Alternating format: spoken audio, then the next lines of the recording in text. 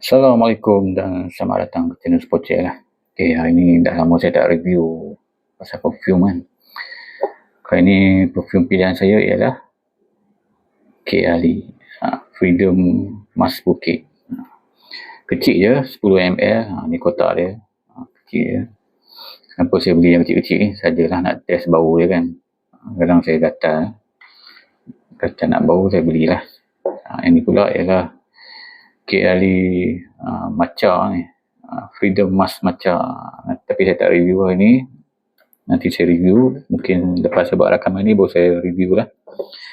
Saya kadang memang saya suka beli yang kecil-kecil ni, sekadar untuk bau lah. Contohnya macam ni lah, keluaran daripada Tom Ford ni kan.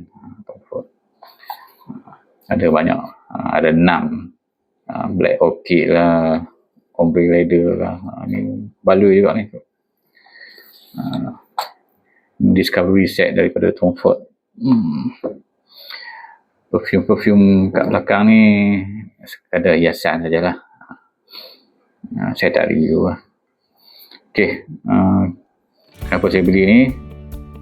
Sebab saya nak bagi dekat wife saya lah. Dia kata perfume dia dah dekat nak habis kan. Jadi saya belilah.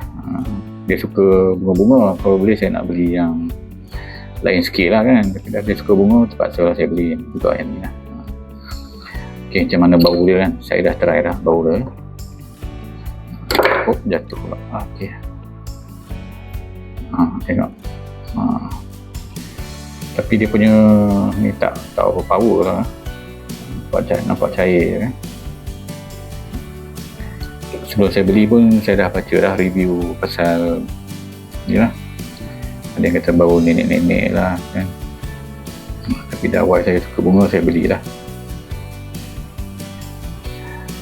Okay, apakah bau first note dia? Bau first note dia ialah hilang-hilang. Lepas tu dia ada pink pepper, jasmine. Middle note dia Bulgarian rose, Turkish rose, minta maaf. So dia ada musk, ada vanilla sikit. Kemudian untuk base note dia praline, sandalwood dan vetiver. Tapi adakah bau semua tu? Sebenarnya susah juga, saya tak dapat bau. Sebelum saya buat video ni saya dah bau dah sebenarnya. Di botol ni cute lah, cute. Macam batu. Cute. Okay, saya cuba bau balik. Sebenarnya bau dia pada saya macam biasa sangat lah, biasa-biasa. Saya rasa Zara Rose Bouquet lagi ngancam bau dia lah. Harga 10 ml ni agak keras juga lah, agak keras. Okay, tak apalah, saya akan bagi pada wife saya lah. Okay, penilaian saya tentang longevity ketahanan, saya rasa saya tak rasa macam lama lah.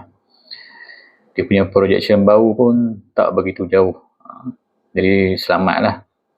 Dia tak jauh, saya rasa tak sampai semeter pun dia punya bau dia pergi.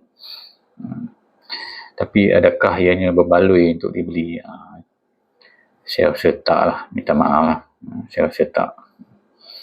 Tapi kalau siapa yang suka buat collection tu, yang memang suka jenama KLE, dia akan beli jugalah kan. Terpulang. Tapi pada saya bau dia biasa-biasa saja. Bau dia biasa-biasa. Sebelum saya cuba sniff beberapa kali pada saya biasa lah. Okay, untuk next video saya akan review ni lah, KLE Freedom Musk matcha. Yang ni unisex lah. Jadi jangan lupa lah, tunggu saya buat review. Mungkin selepas habis video ni saya akan buat. Saya tak buat sekali, takut jadi panjang kan. Okay, demikian sajalah review saya mengenai KLE Freedom Musk Bouquet ni. Semoga kita jumpa lagi, InsyaAllah. Bye bye. Assalamualaikum.